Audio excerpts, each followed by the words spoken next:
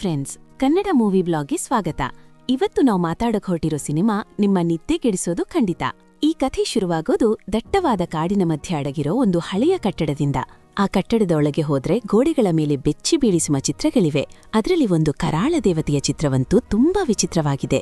ಆ ದೇವತೆಯ ಕಣ್ಣಿನ ಜಾಗದಲ್ಲಿ ಒಂದು ರಂಧ್ರವಿದೆ. ಆ ರಂಧ್ರದ ಮೂಲಕ ಯಾರೂ ನಿಮ್ಮನ್ನೇ ಗಮನಿಸುತ್ತಿದ್ದಾರೆ ಅನಿಸುತ್ತೆ. ಇಡೀ ಕಟ್ಟಡ ಸ್ಮಶಾನದಂತೆ ಮೌನವಾಗಿದೆ. ಆದ್ರೆ ದಿಢೀರಂತ ಆ ಮೌನವನ್ನ ಸೀಳುವಂತೆ ಯಾವುದೋ ಪ್ರಾಣಿ ಮಾಂಸವನ್ನ ಕಚ್ಚಿ ತಿನ್ನುತ್ತಿರುವ ಶಬ್ದ ಕೇಳಿಬರುತ್ತೆ. ಅಷ್ಟರಲ್ಲಿ ಒಂದು ಚಿಕ್ಕ ಮಗುವಿನ ರಕ್ತಸಿಕ್ತ ಕೈ ಬಾಗಿಲ ಕೆಳಗಿನಿಂದ ಹೊರಬರುತ್ತೆ. ಪಕ್ಕದಲ್ಲಿ ಒಂದು ದೊಡ್ಡ ಪೆಟ್ಟಿಗೆ ಇದೆ. ಆ ಪೆಟ್ಟಿಗೆಯ ತುಂಬ ಕತ್ತರಿಸಿದ ಮಗುವಿನ ಕೈಗಳೇ ತುಂಬಿವೆ. ದೃಶ್ಯ ಬದಲಾಗುತ್ತೆ.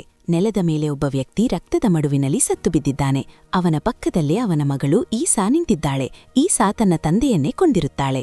ಯಾಕಂದ್ರೆ ಅವನು ತನ್ನ ಮಕ್ಕಳನ್ನ ಪ್ರಾಣಿಗಳಿಗಿಂತ ಕ್ರೂರವಾಗಿ ಪೀಡಿಸ್ತಿರುತ್ತಾನೆ. ರಕ್ತದಿಂದ ಆವೃತವಾಗಿರೋ ಈಸಾ ಮೈ ತೊಳೆಯೋಕೆ ಹೋದಾಗ ಅವಳಿಗೆ ಕನ್ನಡಿಯ ಪಕ್ಕ ತನ್ನ ತಂದೆಯ ನೆರಳು ಕಾಣಿಸುತ್ತೆ. ಹೆದರಿ ಹಿಂದೆ ನೋಡಿದ್ರೆ ಏನೂ ಇರಲ್ಲ. ತಾನು ಮಾಡಿದ ಕೊಲೆಯ ಅಪರಾಧ ಪ್ರಜ್ಞೆ ತನ್ನನ್ನ ಕಾಡ್ತಿದೆ ಅಂತ ಅನ್ಕೊಂಡು ಈಸಾ ತನ್ನ ತಮ್ಮ ಥಾಮಸ್ನನ್ನ ಕರ್ಕೊಂಡು ಅಲ್ಲಿಂದ ತಪ್ಪಿಸ್ಕೊಳ್ಳಕ್ಕೆ ನಿರ್ಧರಿಸ್ತಾಳೆ. ನಾನು ನಿನ್ನನ್ನ ಒಂದು ಸುರಕ್ಷಿತ ಜಾಗಕ್ಕೆ ಕರ್ಕೊಂಡು ಹೋಗ್ತೀನಿ ಅಂತ ಥಾಮಸ್ಗೆ ಹೇಳ್ತಾ ಈಸಾ ಕಾಡಿನ ಹಾದಿ ಹಿಡಿತಾಳೆ. ಆದ್ರೆ ದಾರಿಯಲ್ಲಿ ಅಕ್ಕ ತಮ್ಮನ ನಡುವೆ ಜಗಳವಾಗುತ್ತೆ. ಕೋಪಗೊಂಡ ಥಾಮಸ್ ಕಾಡಿನೊಳಗೆ ಓಡಿ ಹೋಗ್ತಾನೆ. ಈಸಾ ಅವನನ್ನ ಹುಡುಕ್ತಾ ಹೋಗುವಾಗ ಅವಳಿಗೆ ನೀಲಿ ಬಟ್ಟೆ ಧರಿಸಿದ ಒಬ್ಬ ಬೋಳು ತಲೆಯ ಹುಡುಗಿ ಕಾಣಿಸ್ತಾಳೆ. ಅವಳ ಕೈಯಲ್ಲಿ ಒಂದು ಸೂಟ್ಕೇಸ್ ಇರುತ್ತೆ. ಈಸಾ ಹತ್ತಿರ ಹೋಗೋಷ್ಟರಲ್ಲಿ ಆ ಹುಡುಗಿ ಮಾಯವಾಗ್ತಾಳೆ. ಅಷ್ಟರಲ್ಲಿ ಯಾರೋ ತನ್ನ ಕಡೆಗೆ ಓಡಿ ಬರ್ತಿರೋದನ್ನ ಕಂಡು ಹೆದರಿ ಓಡುವ ಈಸಾ ಪ್ರಜ್ಞೆ ತಪ್ಪಿ ಬೀಳ್ತಾಳೆ. ಈಸಾಗೆ ಎಚ್ಚರವಾದಾಗ ಅವಳು ಕಾಡಿನ ಮಧ್ಯೆ ಇರೋ ಒಂದು ಹಳೆಯ ಕಟ್ಟಡದ ಮುಂದೆ ಇರ್ತಾಳೆ. ಇದು ಅದೇ ಕಟ್ಟಡ. ಕಥೆಯ ಶುರುವಿನಲ್ಲಿ ನಾವು ನೋಡಿದ್ವಲ್ಲ, ಅದೇ.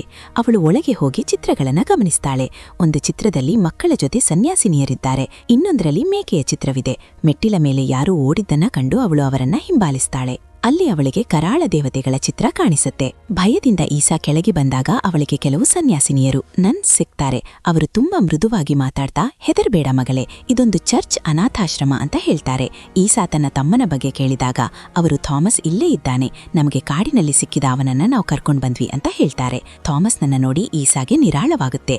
ಆದ್ರೆ ಥಾಮಸ್ಗೆ ತಾನು ಇಲ್ಲಿಗೆ ಹೇಗೆ ಬಂದೆ ಅನ್ನೋದೇ ನೆನಪಿರಲ್ಲ. ಈಸಾ ಅವನ ಕಿವಿಯಲ್ಲಿ ಮನೆಯಲ್ಲಿ ನಡೆದಿದ್ದನ್ನ ಯಾರಿಗೂ ಹೇಳ್ಬೇಡ ಅಂತ ಕುಟ್ಟು ಮಾಡ್ತಾಳೆ. ಸನ್ಯಾಸಿನಿಯರು ಈಸಾಗೆ ಮೇಲಿನ ಮಹಡಿಯಲ್ಲಿ ಒಂದು ರೂಮ್ ಕೊಡ್ತಾರೆ. ಆ ರೂಮಿನಲ್ಲಿ ತುಂಬಾ ಜನರ ಸಾಮಾನುಗಳಿರ್ತವೆ. ಅಂದ್ರೆ ಅಲ್ಲಿ ತುಂಬಾ ಜನ ಇರ್ತಾರೆ ಅಂತ ಅನಿಸುತ್ತೆ. ಆ ಕಡೆ ಥಾಮಸ್ ಮಲಗಿರುವಾಗ ಅವನಿಗೆ ಏನೋ ಭಯವಾಗುತ್ತೆ. ಅದಕ್ಕೆ ಅವನು ಪ್ರಾರ್ಥನೆ ಮಾಡೋಕೆ ಶುರು ಮಾಡ್ತಾನೆ. ಇದನ್ನ ನೋಡಿ ಅಲ್ಲಿರೋ ಬೇರೆ ಮಕ್ಕಳು ಏನ್ ಮಾಡ್ತಿದೀಯಾ ಅಂತ ಕೇಳ್ತಾರೆ. ಥಾಮಸ್ ಪ್ರಾರ್ಥನೆಯ ಬಗ್ಗೆ ಹೇಳಿದಾಗ ಆ ಮಕ್ಕಳು ವಿಚಿತ್ರವಾಗಿ ನೋಡ್ತಾರೆ. ಚರ್ಚ್ ಅನಾಥಾಶ್ರಮದಲ್ಲೇ ಇದ್ರೂ ಆ ಮಕ್ಕಳಿಗೆ ಪ್ರಾರ್ಥನೆಯ ಬಗ್ಗೆ ಗೊತ್ತೇ ಇರಲ್ಲ. ಅಂದು ರಾತ್ರಿ ಥಾಮಸ್ ಮಲಗಿರುವಾಗ ಸೀಲಿಂಗ್ನಿಂದ ಒಂದು ರಾಕ್ಷಸ ಅವನನ್ನೇ ನೋಡ್ತಿರುತ್ತೆ. ಮರುದಿನ ಊಟದ ಸಮಯದಲ್ಲಿ ಈಸಾ ಗಮನಿಸ್ತಾಳೆ, ಅಲ್ಲಿ ಕೇವಲ ಗಂಡು ಮಕ್ಕಳು ಮಾತ್ರ ಇದ್ದಾರೆ. ಅದರ ಬಗ್ಗೆ ಕೇಳಿದಾಗ ಸಿಸ್ಟರ್ ಹೇಳ್ತಾರೆ, ನಮ್ದು ದೇಣಿಗೆಯಿಂದ ನಡೆಯೋ ಸಂಸ್ಥೆ. ಇಲ್ಲಿ ಹೆಣ್ಣು ಮಕ್ಕಳಿಗೆ ರಕ್ಷಣೆ ಕೊಡೋದು ಕಷ್ಟ. ಅದಕ್ಕೆ ಗಂಡು ಮಕ್ಕಳನ್ನ ಮಾತ್ರ ಸಾಕ್ತಿದ್ದೀವಿ ಅಂತ. ಅಲ್ಲಿ ಒಂದು ಮಗು ಕ್ಯಾಮೆರಾದಿಂದ ಫೋಟೋ ತೆಗಿತಿರುತ್ತೆ.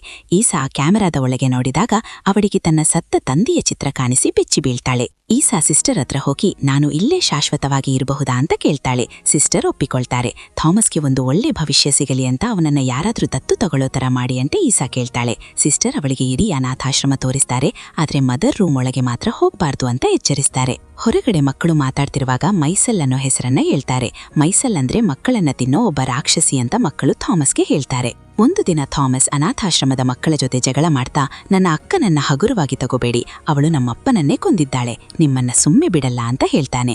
ಅಂದು ರಾತ್ರಿ ಈಸಾಗೆ ತನ್ನ ತಂದೆಯ ನೆರಳು ಕಾಣಿಸಿ ಎಚ್ಚರವಾಗುತ್ತೆ. ಅದು ಬರೀ ಕನಸು ಅಂತ ಅವಳು ಸುಮ್ಮನಾಗ್ತಾಳೆ. ಮರುದಿನ ಥಾಮಸ್ ಸಿಸ್ಟರ್ ಬಟ್ಟೆ ಬದಲಿಸ್ತಿರೋದನ್ನ ನೋಡಿದ್ದಕ್ಕೆ ಶಿಕ್ಷೆಯಾಗಿ ಅವನ ತಲೆ ಬೋಳಿಸ್ತಾರೆ. ಕೆಳಗೆ ಸಿಸ್ಟರ್ ಮಾರ್ಗರೇಟ್ ಇನ್ನೊಬ್ಬ ಸಿಸ್ಟರ್ಗೆ ಶಿಕ್ಷೆ ಕೊಡ್ತಿರ್ತಾರೆ.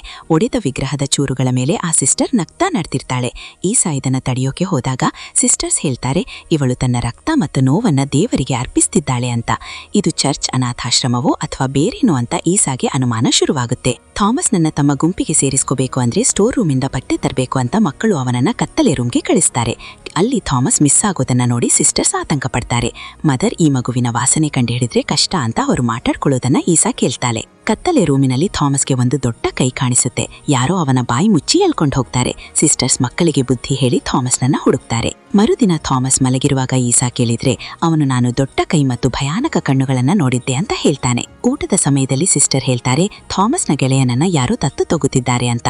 ಸಿಸ್ಟರ್ ಥಾಮಸ್ನನ್ನ ಆಫೀಸ್ಗೆ ಕರೆದು, ನೀನು ನೋಡಿದ್ದು ರಾಕ್ಷಸನನ್ನಲ್ಲ, ಅದು ಪ್ರೀತಿಯ ದೇವತೆ, ಅವಳು ಮಕ್ಕಳನ್ನ ತುಂಬಾ ಇಷ್ಟಪಡ್ತಾಳೆ ಅಂತ ನಂಬಿಸ್ತಾರೆ. ಈ ಕಡೆ ಈಸಾ ಆ ಕರಾಳ ದೇವತೆಯ ಚಿತ್ರದ ಹಿಂದೆ ಒಂದು ಗುಪ್ತ ದಾರಿಯನ್ನ ಕಂಡುಹಿಡಿತಾಳೆ. ಹೊಡಿತಾಳೆ. ಸಿಸ್ಟರ್ಸ್ ಒಬ್ಬ ಮಗುವನ್ನ ಒಂದು ಕೋಣೆಗೆ ಕರ್ಕೊಂಡು ಲಾಕ್ ಮಾಡ್ತಾರೆ. ಆ ಕತ್ತಲೆ ಕೋಣೆಯಲ್ಲಿ ಮಗು ಮದರ್ ಅಂತ ಕೂಗಿದಾಗ ಮಂಚದ ಕೆಳಗಿನಿಂದ ಒಂದು ರಾಕ್ಷಸ ಕೈ ಬಂದು ಆ ಮಗುವನ್ನ ಎಳ್ಕೊಳ್ಳುತ್ತೆ. ತಿನ್ನುವ ಶಬ್ದ ಮತ್ತೆ ಕೇಳಿಬರುತ್ತೆ. ಆ ಮದರ್ ಬೇರೆ ಯಾರೂ ಅಲ್ಲ, ಮನುಷ್ಯರನ್ನ ತಿನ್ನೋ ರಾಕ್ಷಸಿ. ಈಸಾ ಗುಪ್ತದಾರಿಯಲ್ಲಿ ಹೋದಾಗ ಅಲ್ಲಿ ಕತ್ತರಿಸಿದ ಕೈಗಳನ್ನ ನೋಡ್ತಾಳೆ. ಒಬ್ಬ ಮಾತು ಬಾರದ ಹುಡುಗ ಅವಳಿಗೆ ಒಂದು ರಂಧ್ರವನ್ನ ತೋರಿಸ್ತಾನೆ. ಈಸಾ ತಕ್ಷಣ ಥಾಮಸ್ ಹತ್ತಿರ ಹೋಗಿ ನಾವಿಲ್ಲಿಂದ ಓಡಿ ಹೋಗ್ಬೇಕು ಅಂತ ಹೇಳ್ತಾಳೆ. ಅಷ್ಟರಲ್ಲಿ ಸಿಸ್ಟರ್ ಬಂದು ಥಾಮಸ್ ನನ್ನ ದತ್ತು ತಗೊಳ್ಳೋಕೆ ಜನ ಬಂದಿದ್ದಾರೆ ಅಂತ ಹೇಳ್ತಾಳೆ. ಈಸಾ ಒಪ್ಪದಿದ್ದಾಗ ಅವಳನ್ನ ಒಂದು ರೂಮ್ಗೆ ಕರ್ಕೊಂಡು ಅವಳ ಬಾಲ್ಯದ ಫೋಟೋ ತೋರಿಸ್ತಾರೆ. ನೀನು ಮೊದಲಿನಿಂದಲೂ ಇಲ್ಲಿಗೆ ಸೇರಿದವಳು, ನೀನು ಇಲ್ಲಿನ ಮೊದಲ ಮದರ್ ಸುಪೀರಿಯರ್ ಮಗಳು. ನಿನ್ನನ್ನ ಸುರಕ್ಷಿತವಾಗಿ ಬೆಳೆಸೋಕೆ ಹೊರಗೆ ಕಳಿಸಲಾಗಿತ್ತು. ನಿನ್ನನ್ನ ಆರಿಸಿದ್ದು ದೇವರಲ್ಲ, ಲಿಲಿತ್ ಅಂತ ಸತ್ಯ ಹೇಳ್ತಾರೆ.